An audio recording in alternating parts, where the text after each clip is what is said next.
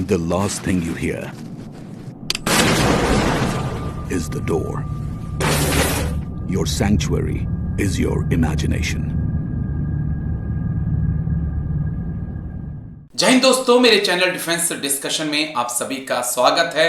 दोस्तों, आपने अभी अभी जो वीडियो देखा, ये वीडियो भारतीय सेना की तरफ से जारी किया गया है, जहां पर एक सख्त संदेश आतंकियों को भारतीय सेना की तरफ से दिया गया है। और इस 16 सेकंड के वीडियो में बता दिया गया है कि आप छुप सकते हो, आप भाग सकते हो, लेकिन आप जहां भी जाओगे हम आपको वहां पर खोज लेंगे, मिटा देंगे। तो ये वीडियो भारतीय सेना की तरफ से जारी किया गया है। और अब आते हैं 7 बजे की कुछ खास खबरों पर। सबसे पहले खबर जो है वो असम राइफल से जुड़ी हुई है। असम राइफल के एक जवान ट्रेन से गायब हो चुके हैं। वो दीमापुर से राजधानी एक्सप्रेस में बैठे थे, लेकिन रास्ते में ही गायब हुए हैं। ये एक बड़ी खबर है असम राइफल से जुड़ी हुई। इन तस्वीरों को आप देख लीजिए। इनका नाम है ज्ञानेंद्र बोरो। ये घर छुट्टी जा रहे थे, दीमापुर से इन्होंने राजधानी ट्रेन पकड़ी और रास्ते में गायब हो गए। अंतिम बार इनकी बात गुवाहाटी से इन्होंने अपने परिवार को कॉल किया था, लेकिन उसके बाद से इनका मोबाइल स्विच ऑफ बता रहा है। परिवार परेशान है। अगर आपको इनके बारे में कोई जानकारी मिलती है, असम राइफल, इंडियन आर्मी या फिर नजदीकी थाने में, आप जरूर बताएं, क्योंकि इनका परिवार इनका इंतजार कर रहा है।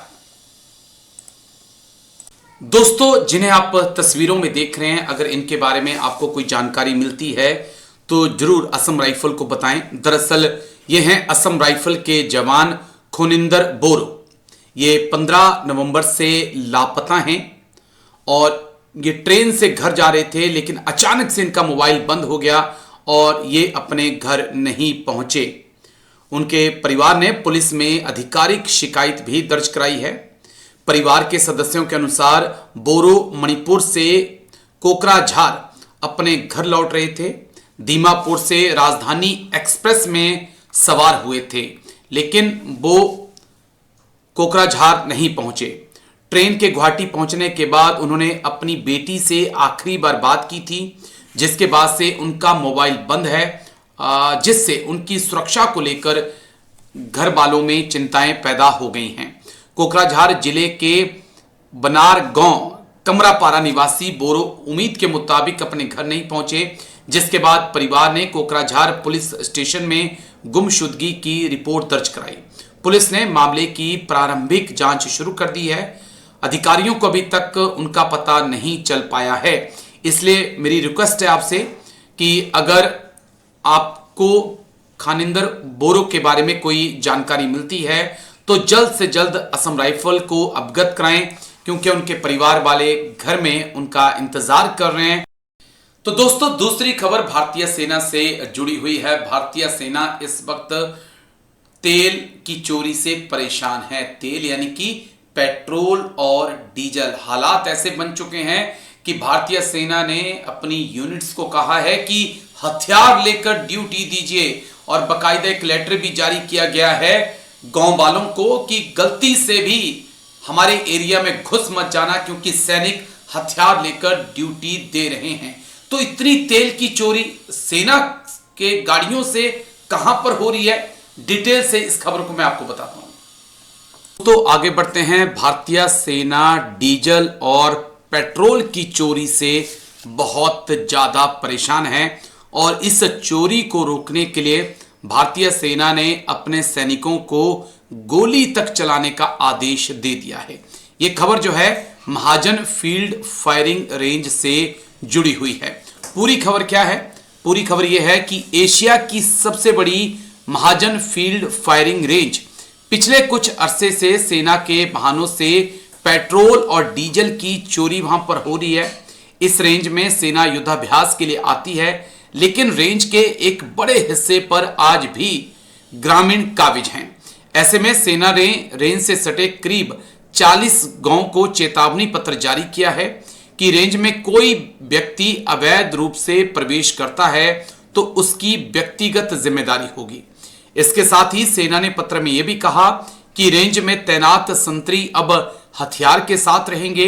यदि कोई व्यक्ति इसमें अनाधिकृत रूप से प्रवेश करता है तो संतरी हथियार का इस्तेमाल कर सकते हैं। सेना ने गांव के सरपंचों से अनुरोध किया है कि गांव के लोगों को इसके बारे में बताएं। दरअसल महाजन फील्ड फायरिंग रेंज के चारों ओर तो नहीं, लेकिन कई जगह पर गांव हैं और वहां पर हमारा खुद का ये एक्सपीरियंस है कि वहां पर तेल चोरी होती है। लेकिन अब तेल चोरी इस लेवल पे बढ़ चुकी है कि आर्मी को बकायदा एक लेटर जारी करना पड़ा है और गांव के लोगों को बताना पड़ा है कि आप फील्ड फायरिंग रेंज से दूर रहिए, और अगर कोई फील्ड फायरिंग रेंज में घुसता है तो सैनिक उसके ऊपर गोली चला सकते हैं। और ये एक बड़ी परेशानी है सेना के सामने। और फील्ड फायरिंग रेंज की बात करें तो लगभग 37 वर्षों से महाजन में भारतीय सेनाएं युद्धाभ्यास कर रही हैं। यहां पर दूसरे देशों की सेनाएं भी आती हैं अभ्यास के लिए, और ये पाकिस्तानी सीमा से लगभग 100 किलोमीटर दूर है। लेकिन तेल की चोरी, खासकर डीजल और पेट्रोल की चोरी ने सेना को यहां पर परेशान कर रखा है। और इसके पीछे ये मानना है कि जो आसपास के गांव हैं वहां के भटके हुए युवा जो हैं इन वारदातों को अंजाम दे रहे हैं, जिस कारण इंडियन आर्मी को इतना बड़ा कदम उठाना पड़ा है। चलिए आगे बढ़ते हैं। एक और बड़ी अहम खबर, चीफ ऑफ डिफेंस स्टाफ यानी कि सीडीएस जनरल अनिल चौहान ने भारतीय हथियार बनाने वाली कंपनियों को कड़ी फटकार लगाई है।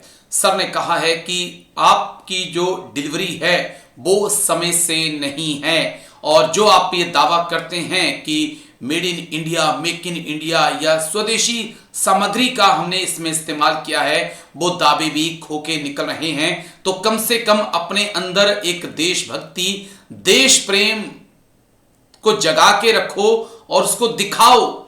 समय से सेना को हथियारों की आपूर्ति करो, और समय उन हथियारों के अंदर किसी चाइना की किसी भी कंपनी का सामान इस्तेमाल मत करो।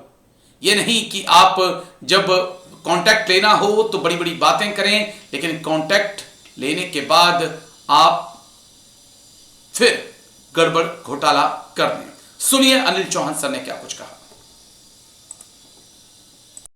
What is our expectation from the industry? We expect a bit of nationalism and patriotism in your profit-driven endeavors. I'm given to understand, actually, the Army was telling me that they were scouting around for 5th and 6th EP procurements. Most of the people have overpromised things and they fail to deliver in that time frame. Now, this is unacceptable. Defense reforms is not a one-way street. Industry will have to be truthful about their capabilities to us. You can't leave us in a lurch. You sign a contract and you don't deliver at that particular time, it's a capability that is being lost. You have to be truthful about your indigenous capabilities.